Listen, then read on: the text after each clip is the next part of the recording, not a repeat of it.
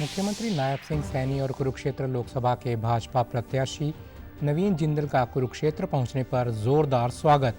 CM ने कहा, प्रधानमंत्री के नेतृत्व में भाजपा सरकार ने देश को दी नई दिशा।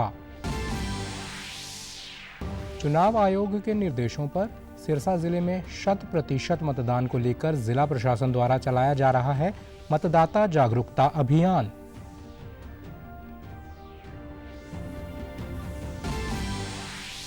दिल्ली में भारतीय जनता पार्टी ने मुख्यमंत्री अरविंद केजरीवाल के खिलाफ किया प्रदर्शन।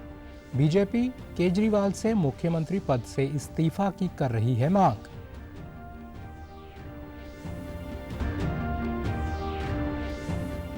और देश में जुलाई से सितंबर तक औसत से अधिक वर्षा होने की संभावना। एशिया प्रशांत आर्थिक सहयोग जलवायु केंद्र ने पूर्वानुमान किया जारी।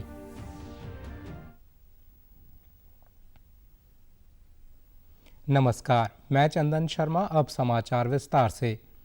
मुख्यमंत्री नायब सिंह सैनी और कुरुक्षेत्र लोकसभा के भाजपा प्रत्याशी नवीन जिंदल आज कुरुक्षेत्र पहुंचे। भाजपा कार्यालय पर पहुंचने पर मुख्यमंत्री नायब सिंह सैनी और नवीन जिंदल का भाजपा कार्यकर्ताओं द्वारा उत्साह के साथ स्वागत किया गया।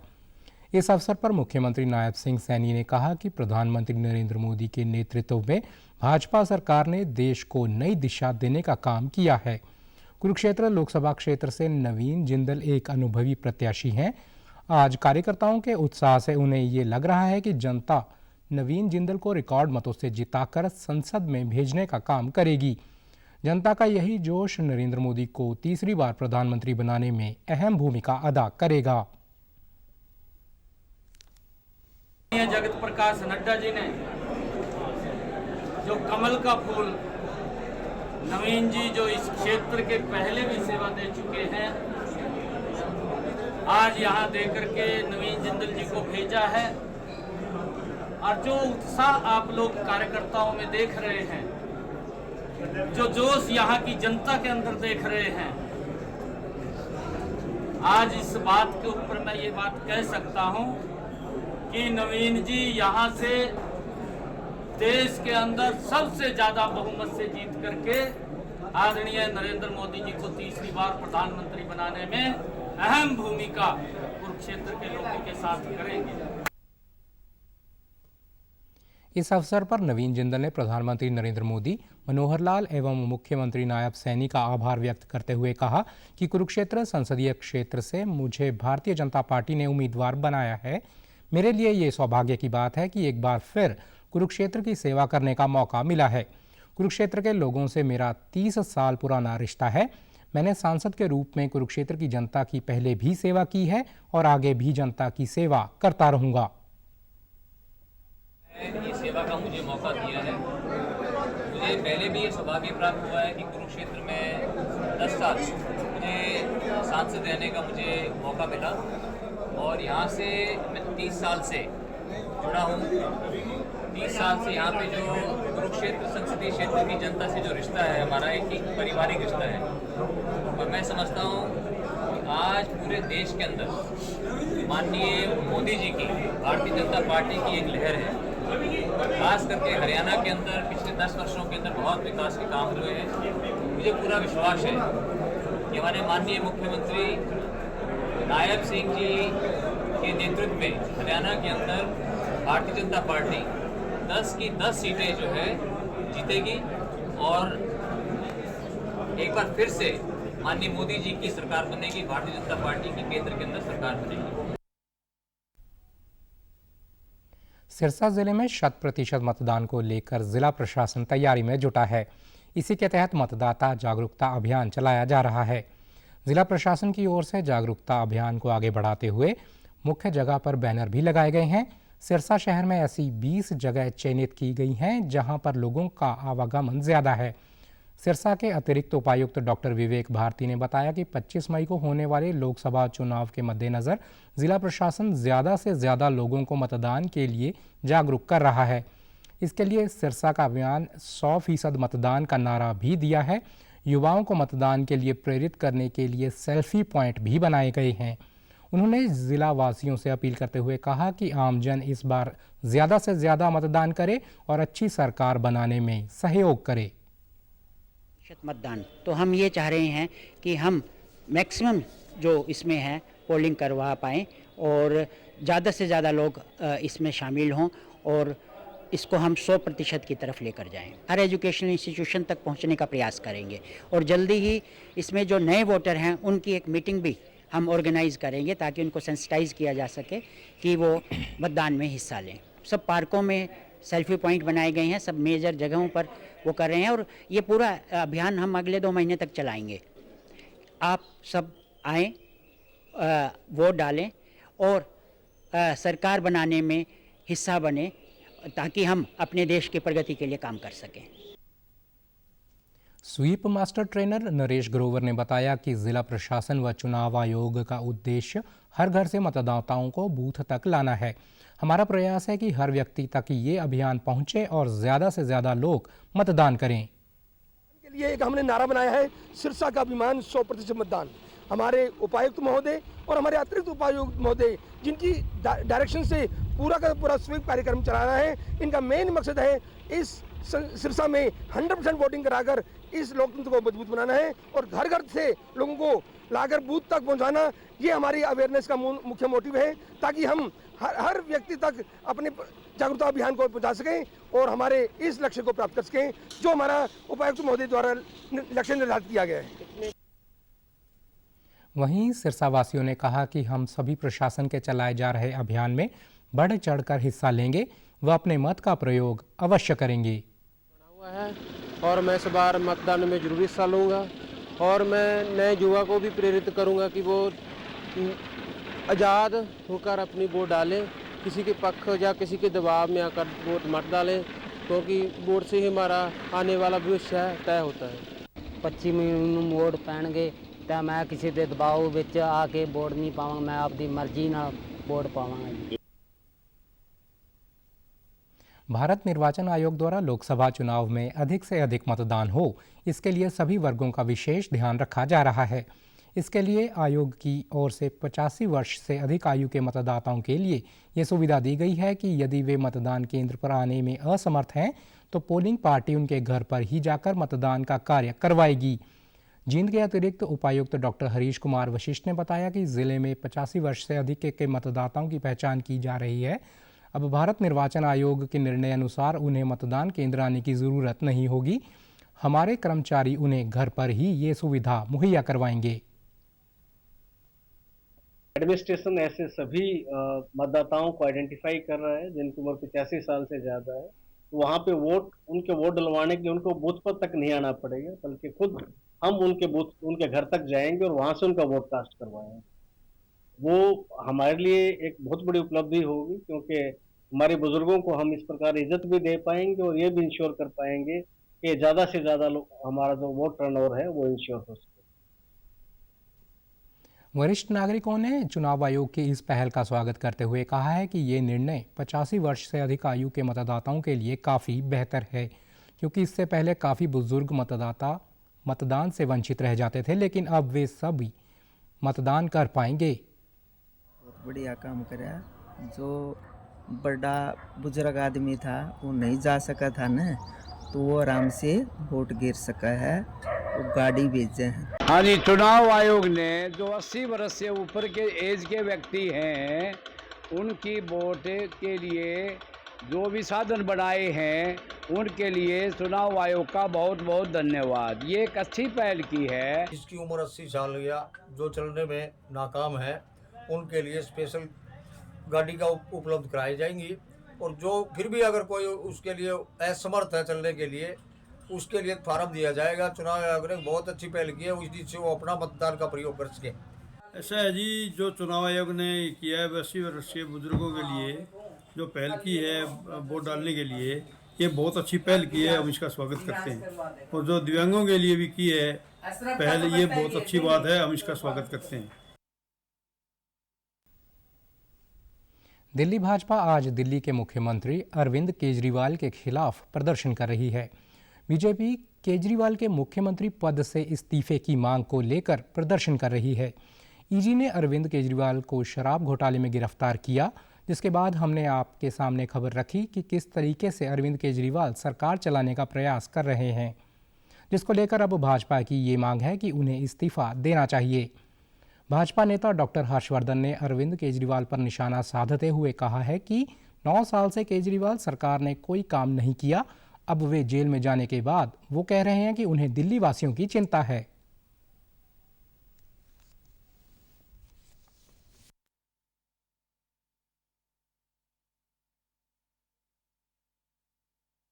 दिल्ली के मुख्यमंत्री अरविंद केजरीवाल जी का जो उन्होंने ईडी कस्टडी से जो संदेश भेजा है वो मैंने ध्यान से सुना है।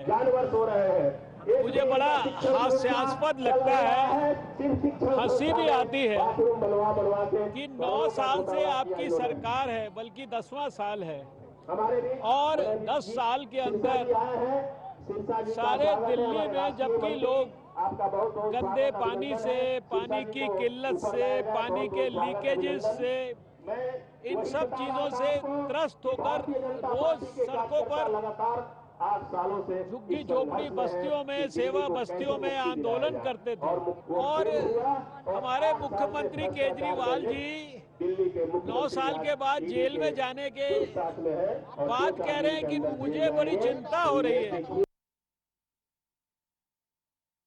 भारतीय जनता पार्टी ने पंजाब में लोकसभा चुनाव अकेले लड़ने का निर्णय किया है। पंजाब में बीजेपी और अकाली दल का गठबंधन नहीं हो सका है।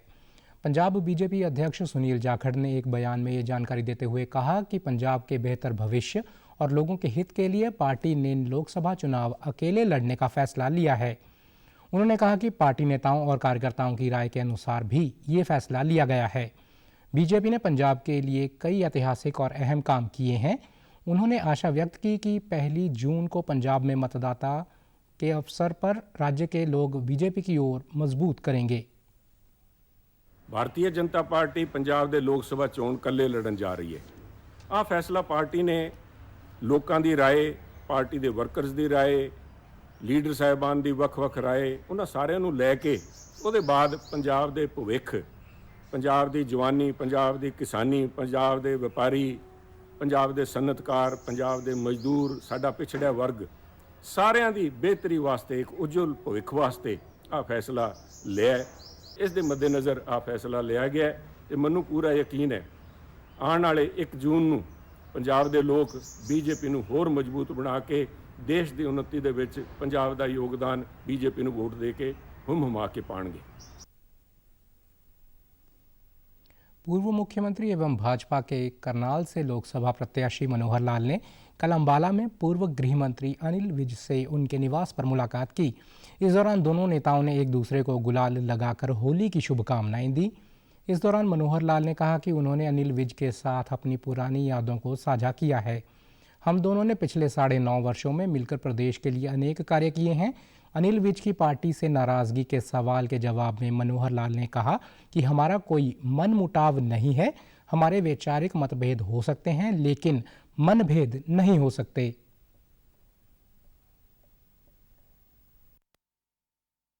आज मैं भी करनाल जा रहा था चंडीगढ़ से, तो उस नाते से अनिल जी संयोग से त्योहार का दिन घर में मिलते ही आज मिले हैं और एक प्रकार का हमने पुरानी यादें भी अपनी एक प्रकार से साझी की है कि लगातार 9.5 साल तक विधानसभा में हम दोनों रहे और मंत्री के नाते, मैं मुख्यमंत्री के नाते आज हम अपनी नई पोजीशन में अपना काम कर रहे हैं। उस नाते से एक अच्छा अनुभव शेयर करने के बाद हमको भी जरा सुकून मिला है कि अच्छी बातें शेयर की हमने। विज साहब ने कभी नाराजगी दिखाई हो या हमने कभी दिखाई हो, हाँ, स्वभाव अपना अपना होता है। विज साहब हमारे थोड़ा स्वभाव में कभी कभी कुछ कह देते हैं, बाद में ठीक भी होते हैं। हम भी कभी कभी उसको अपने मन पर लेते नहीं है, जाकर बात कर लेते हैं और खत्म हो जाता है। एशिया प्रशांत आर्थिक सहयोग जलवायु केंद्र के पूर्वानुमान के अनुसार जुलाई से सितंबर तक जब मानसून चरम पर होगा तब भारत में औसत से अधिक वर्षा होने की संभावना है।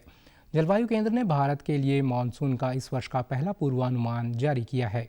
इसमें अप्रैल से जून और जुलाई से सितंबर के लिए 2 अलग अलग आकलन किए गए हैं। वहीं हाल ही में ENSO की ओर से जारी चेतावनी में एल नीनो से ला नीना की स्थितियों में सुचारू रूप से बदलाव की बात कही गई है।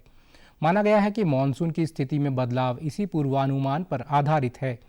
एशिया प्रशांत आर्थिक सहयोग जलवायु केंद्र ने जुलाई से सितंबर के लिए अपने पूर्वानुमान में कहा है कि पूर्वी अफ्रीका से अरब सागर तक, भारत में बंगाल की खाड़ी, इंडोनेशिया, कैरेबियन सागर, रूबिया, उत्तरी अटलांटिक, दक्षिण ऑस्ट्रेलिया और दक्षिणवर्तीय प्रशांत क्षेत्र में औसतन सामान्य से अधिक वर्षा की संभावना है। इससे पहले भारतीय मौसम विभाग के महानिदेशक मृत्युंजय महापात्रा ने कहा था कि एल नीनो के कारण इस वर्ष भीषण गर्मी का सामना करना पड़ सकता है। हालांकि गर्मी के मौसम के बाद एल नीनो निष्क्रिय होने की संभावना है। वहीं ला नीना के कारण भारत में मानसून के उत्तरार्ध में अच्छी वर्षा हो सकती है।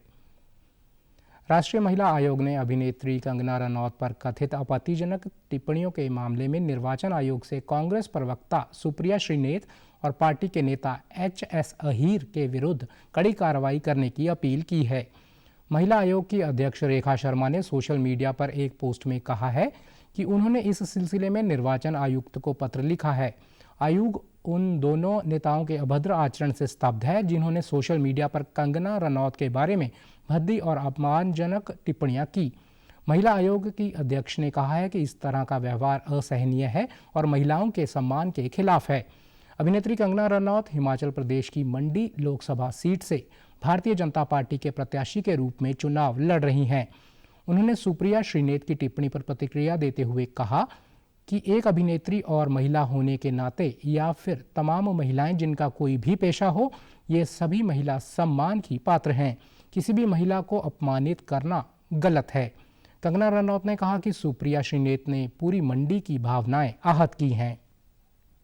चाहे उनका व्यवसाय हो, कोई भी उनका काम हो, पेशा हो, हर महिला, चाहे वो टीचर हो, चाहे वो एक्ट्रेस हो, चाहे वो जर्नलिस्ट हो, किसी भी तरीके की जो महिला है वो डिग्निटी जो है वो डिजर्व करती हैं। मंडी जिसे छोटा काशी कहा जाता है, पूरे विश्व में छोटे काशी के नाम से प्रसिद्ध है, जहाँ पे ऋषि पराशर से लेकर ऋषि मार्कंडेय जी ने तपस्या की है।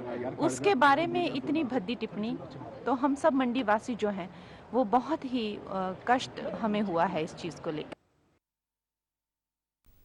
इस बीच विवाद खड़ा होने पर कांग्रेस नेता सुप्रिया श्रीनेत ने स्पष्टीकरण जारी करके कहा कि उनके फेसबुक और इंस्टाग्राम खातों तक बहुत से लोगों की पहुंच है। उन्होंने उक्त सोशल मीडिया पोस्ट हटा देने की जानकारी दी, जिसको लेकर विवाद है। समाचारों में लेते हैं ब्रेक। आप देखते रहिए प्रादेशिक समाचार। पता है इन्वेस्टर्स के लिए कि इन्वेस्टर प्रोटेक्शन फंड होता है IPF, लेकिन अगर तुम्हारा ट्रेड एक्सचेंज पर एग्जीक्यूट नहीं हुआ या फिर कोई गारंटीड रिटर्न्स वाली स्कीम है तो ये IPF आपकी मदद नहीं कर सकता है। और अगर आपका ब्रोकर ही डिफॉल्टर बन जाए तो फिर IPF आपको कॉम्पेंसेशन दिला सकता है। कहाँ से सीखा? NSE की साइट पर। सोचकर समझकर इन्वेस्ट कर। समाचारों में आपका फिर से स्वागत है। कांग्रेस नेता भूपेंद्र सिंह हुड्डा ने आज रोहतक में एक प्रेस वार्ता को संबोधित किया। इस दौरान उन्होंने पत्रकारों के सवालों के जवाब में कहा कि हरियाणा में कांग्रेस पार्टी जल्द ही लोकसभा चुनाव के लिए उम्मीदवारों की घोषणा कर देगी। साथ ही उन्होंने हरियाणा में कांग्रेस पार्टी की भारी जीत का भी दावा किया। उन्होंने विभिन्न राजनीतिक मुद्दों पर अपनी बात रखते हुए कांग्रेस की ओर से कई तरह के चुनावी वादे भी किए। उन्होंने भाजपा सरकार पर भी निशाना साधा। हुड्डा ने पूर्व सांसद एवं लोकतंत्र सुरक्षा पार्टी के अध्यक्ष राजकुमार सैनी के इंडिया गठबंधन को समर्थन देने पर भी प्रतिक्रिया देते हुए कहा कि देश भर में कई संगठनों ने समर्थन दे रखा है। हरियाणा में जात पात की राजनीति के लिए कोई स्थान नहीं है।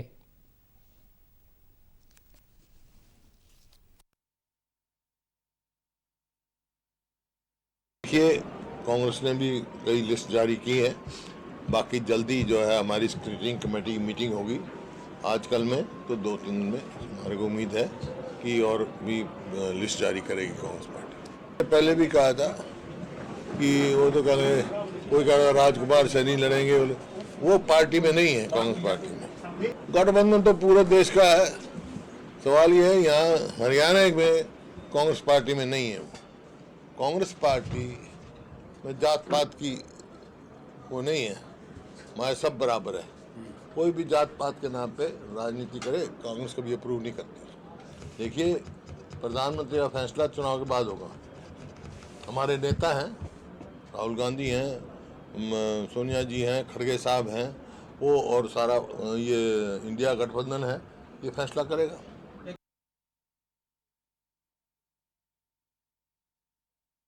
अब परंपरागत खेती को छोड़कर बागवानी खेती से अच्छी आमदनी कमा रहे हैं। फतेहाबाद जिले के गांव आकावाली के किसान अवतार सिंह ने करीब 7 वर्ष पहले एक छोटी सी झोंपड़ी से मशरूम की खेती की शुरुआत की। अब वे 2 एकड़ में बने वातानुकूलित फार्म में मशरूम उत्पादन कर रहे हैं। किसान अवतार सिंह ने बताया कि उन्हें मशरूम उत्पादन के लिए विभाग की ओर से लाखों रुपए की सब्सिडी मिली है। उन्होंने कहा कि परंपरागत खेती जोखिम भरी हो चली थी, कभी मौसम की मार तो कभी फसलों में बीमारी के कारण पैदावार कम होती थी और सारी मेहनत बेकार जाती थी। लेकिन मशरूम की खेती ने न केवल जोखिम कम किया है बल्कि उनका मुनाफा भी कई गुना बढ़ गया है।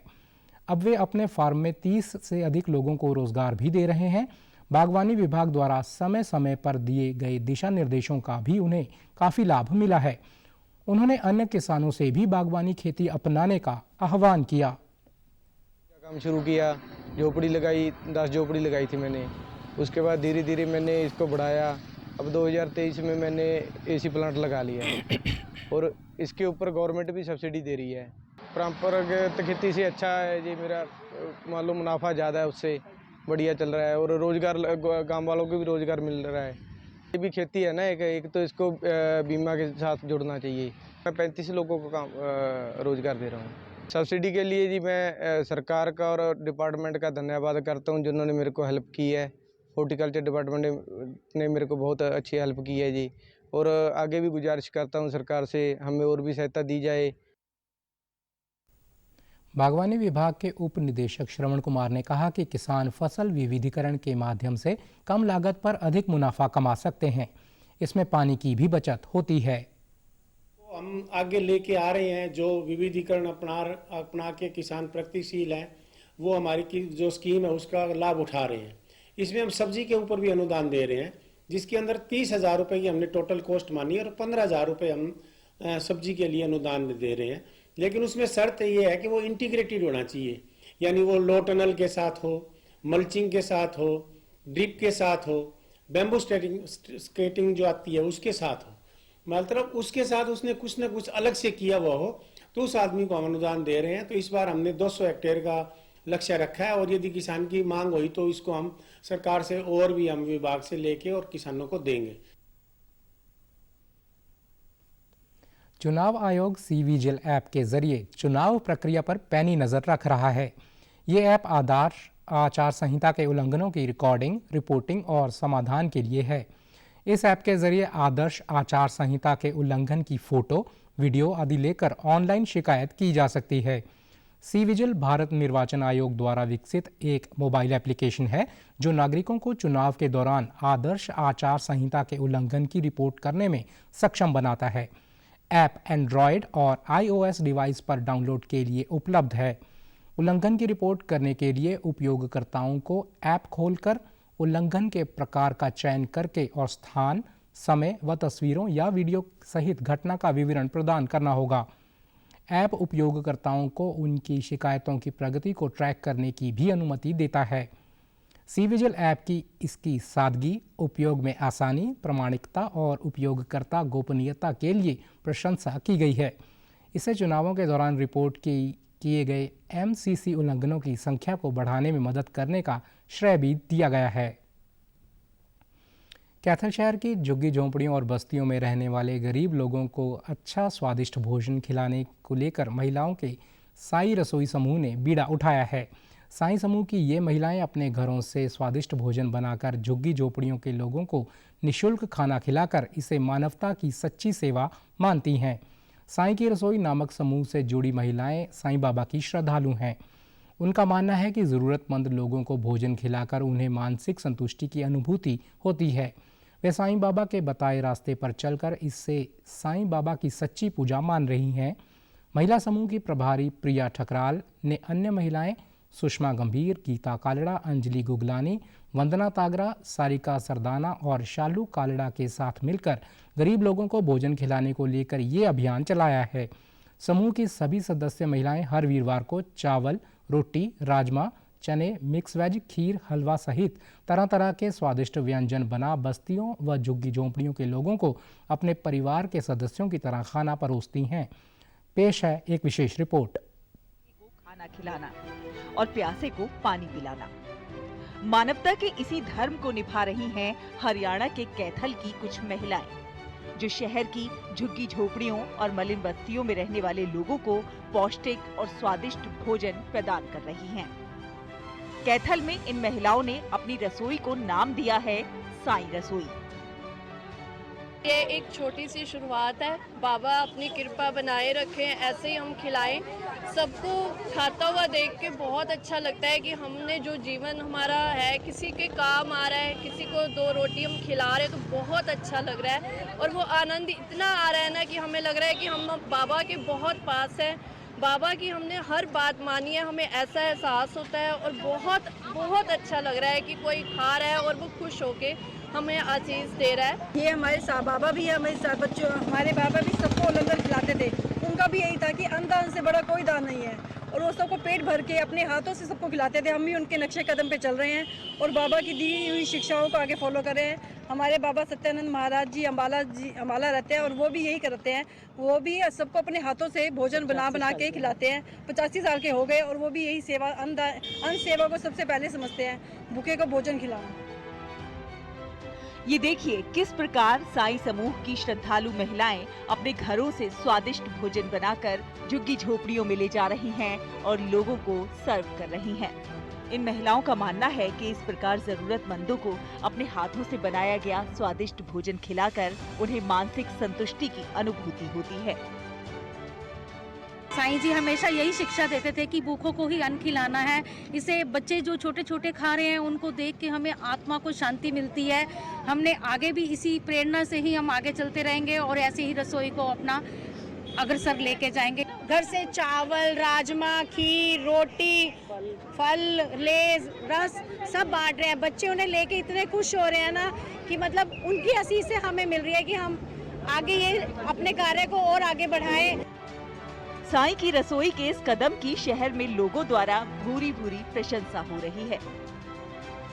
हमें बहुत अच्छा लग रहा है बच्चों को खाना खिला के। गरीब बच्चे हैं, छोटे हैं, बड़े हैं, यहाँ पे हर उम्र के बच्चे हैं। हम अलग अलग खाना बना के लाते हैं। हमारी हर बार की कोशिश होगी हम बच्चों के लिए अलग अलग चीज़ें बना के लाएं जिससे वो संतुष्टि से और तसल्ली से खाएं। हमने भी छोटा सा एक कदम उठाया है गरीब बच्चों को खाना खिलाने के लिए। हम सब महिलाएं अपने अपने घर से खाना बना के लाती हैं, एक एक आइटम बना के लाती हैं और सब गरीब बच्चों को हर थर्सडे को खिलाते हैं। कहते हैं कि साईं बाबा अपनी कुटिया में अपने हाथों से भोजन बनाकर लोगों को खिलाते थे। इसी से प्रेरित महिला समूह की प्रभारी प्रिया ठकराल ने कई अन्य महिलाओं सुषमा, गीता, अंजलि, वंदना, सारिका और शालू के साथ मिलकर भोजन कराने का ये अभियान चलाया है। साईं रसोई समूह की सभी सदस्य महिलाएं हर वीरवार दोपहर को अपने घरों से चावल, रोटी, राजमा, चने, मिक्स वेज, खीर, हलवा और तरह तरह के स्वादिष्ट व्यंजन बनाकर लेकर आती हैं और जरूरतमंद लोगों को अपने परिवार के सदस्यों की तरह खाना परोसती हैं। अब साईं की रसोई की कोशिश है कि हर दिन लोगों तक भरपेट भोजन पहुंचाया जाए।